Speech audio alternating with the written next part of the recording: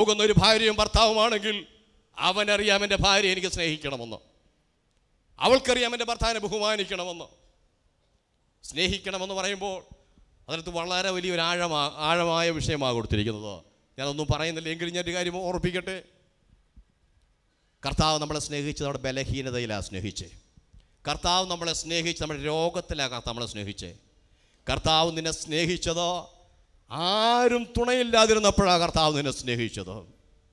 ഒരു കണ്ണിനും ദയ തോന്നാത്ത വിധത്തിൽ നീ ഏറ്റവും വലിയ കൊടും പാപിയായ സമയത്താണ് കർത്താവ് നിന്നെ സ്നേഹിച്ചത്. അല്ലാതെ നീ മിടുക്കനായിരുന്നപ്പോൾ, നീ സാമർഥ്യമുള്ളവനായിരുന്നപ്പോൾ, നിന്റെ കഴിവുകൾ തെളിയിച്ചുകൊണ്ടിരുന്നപ്പോഴല്ല സ്നേഹിച്ചത്. അങ്ങനെയാണെങ്കിൽ ഭാര്യയെ സ്നേഹിക്കുന്നത് അവളുടെ ബലഹീനത ഓർക്കാതെ സ്നേഹിക്കണം. Praise the Lord.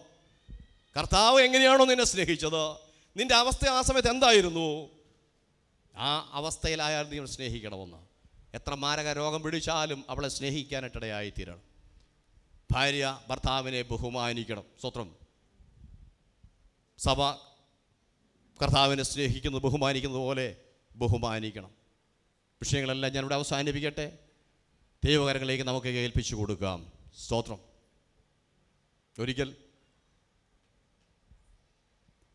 അവധി ദിവസം ഭർത്താവ് മക്കളോട് പറഞ്ഞു, മക്കളെ ഇന്ന് നമ്മൾ സൂ കാണാൻ പോവുക, കാഴ്ചബംഗ്ലാവ് കാണാൻ പോവുക. ഇത് കേട്ട ഭാര്യ അടുക്കള ഒന്നുകൊണ്ട് പറഞ്ഞു, ഇന്ന് ഇവിടെ നിന്ന് ആരും എവിടെയും പോകുന്നില്ല, തീരുമാനം ആയിക്കഴിഞ്ഞു. അവരാ തീരുമാനിക്കുന്നത്, ഇന്നാരും എവിടെയും പോകുന്നില്ല. ഉടനെ ഇളയ കുഞ്ഞ് അച്ഛൻ്റെ അടുക്കൽ വന്നിട്ട് ചോദിച്ചു, അച്ഛാ അച്ഛനെ കണ്ടാമൃഗത്തെ പേടിയുണ്ടോ? എനിക്കൊരു പേടിയില്ല. സിംഹത്തെയോ? ഇല്ലടാ, എനിക്ക് പേടിയില്ല. കരടിയെ പേടിയുണ്ടോ? കരടിയെയും പേടിയില്ല. അച്ഛനെ മമ്മിയെ മാത്രമേ പേടിയുള്ളൂല്ലേ? ഇങ്ങനെ പേടിപ്പിക്കുന്ന ഞെട്ടിക്കുന്ന ചിലരുണ്ട്. പാടില്ല. സ്തോത്രം. ഒരിക്കൽ സ്കൂട്ടറിൽ യാത്ര ചെയ്യുന്ന സമയത്ത് ഭാര്യ ഭർത്താവിനെ കെട്ടിപ്പിടിച്ചിരിക്കുക. അപ്പം അടുത്ത വീട്ടിലെ ചേച്ചി ചോദിച്ചു, നിനക്ക് ഭയങ്കര സ്നേഹമല്ലേ നിൻ്റെ ഭർത്താവിനോട്? അങ്ങനെ പറഞ്ഞു, സ്നേഹമായിട്ടൊന്നുമല്ല, വഴക്ക് കൂടുമ്പോൾ ഇത് ഞാൻ പറയാറുണ്ട്, നിന്നെ ഏതെങ്കിലും ഗട്ടറിൽ തട്ടിയിട്ട് കൊല്ലുമെന്ന്. അതുകൊണ്ട് ഞാൻ വീഴുന്നെങ്കിൽ ഇതിയാനെയും കൊണ്ട് വീഴാൻ വേണ്ടിയാ കെട്ടിപ്പിടിച്ചിരിക്കുന്നത്. ഇതാണോ കുടുംബജീവിതം? സ്തോത്രം. ഇങ്ങനെയാകരുത്.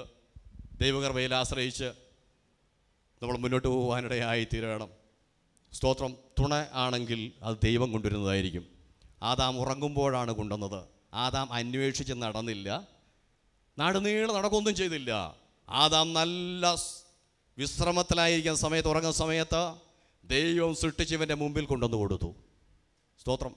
ഇണയ്ക്ക് വേണ്ടി നീ പാഞ്ഞു നടന്നാൽ കിട്ടുന്നത് നിനക്ക് ഇണയായിരിക്കും, പക്ഷേ ദൈവം കൊണ്ട് തരുന്നത് തുണയായിരിക്കും. ദൈവകരങ്ങളിൽ ഏൽപ്പിക്കുക. ഒരു നിമിഷം കണ്ണുകളെല്ലാം അടച്ചാട്ടെ. എൻ്റെ വാക്കുകൾ അവിടെ അവസാനിപ്പിക്കുന്നു. Praise the Lord. പരിശുദ്ധനായ ദൈവമേ, സ്വർഗ്ഗപിതാവേ, നന്ദിയോട് ഞങ്ങൾ സ്തുതിക്കുന്നു, കർത്താവെ വാഴ്ത്തുന്നു. ഈ വിവാഹത്തിൻ്റെ പൊരുൾ കർത്താവെ എത്രയും താമസം വിന അങ്ങ് മധ്യാകാശത്തിൽ വെളിപ്പെടുമല്ലോ.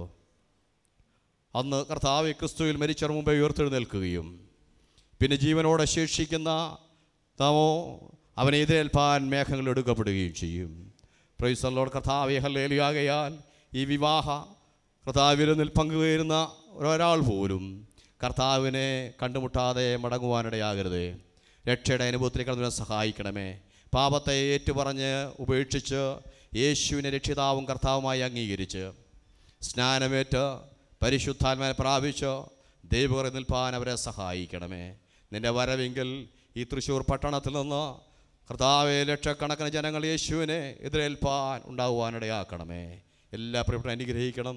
ശുശ്രൂഷ മംഗളമായി തീരണം. പ്രാർത്ഥന സ്തോത്രം യേശുവിൻ നാമത്തിൽ തന്നെ. ആമേൻ.